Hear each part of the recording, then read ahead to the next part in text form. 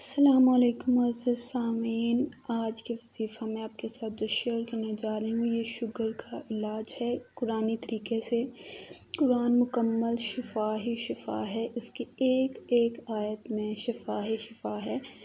تو شوگر کا علاج قرآن کریم کی مدد سے کیسے کرنا ہے وہ ساری میں آیت اور طریقہ آپ کو بتاؤں گی، اسے کیسے پڑھنا ہے، کتنے دن تک پڑھنا ہے۔ لیکن اس کے ساتھ ساتھ آپ کو اپنی ڈائٹ کا بھی خیال رکھنا ہوگا، اور وہ آپ یقین کامل کے ساتھ وہ وظیفہ کریں، انشاءاللہ تعالی آپ بالکل ٹھیک ہو جائیں گے۔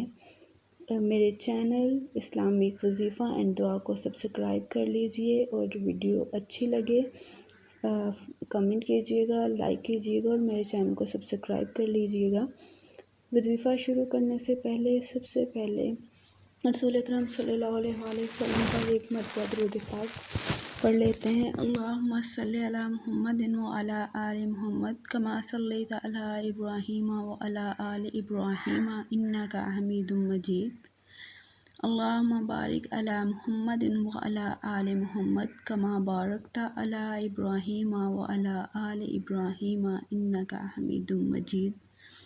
آپ کوئی بھی وظیفہ شروع کر رہے ہیں اس سے پہلے 3 مرتبہ کم از کم 3 مرتبہ درود ابراہیمی ضرور پڑھنا ہے۔ آپ نے اول آخر درود پاک ہوگا تو وظیفہ بہت ہی جلدی اثر کرتا ہے۔ اب آ جاتے ہیں وظیفے کی طرف۔ وظیفے کے لیے جو قرآن مجید کی آیت ہے وہ ہے ربی ادخلنی مدخل صدق واخرجنی مخرج صدق واجعلنی من لدنک سلطانا ونصیرا۔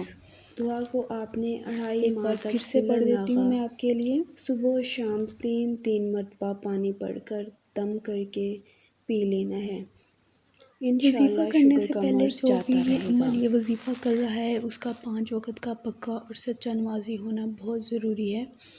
وظیفہ اسی کا ہی اثر کرتا ہے جو 5 وقت کا پکا اور سچا نمازی ہو، اپنی ظاہری اور باطنی صفائی کا خیال رکھے۔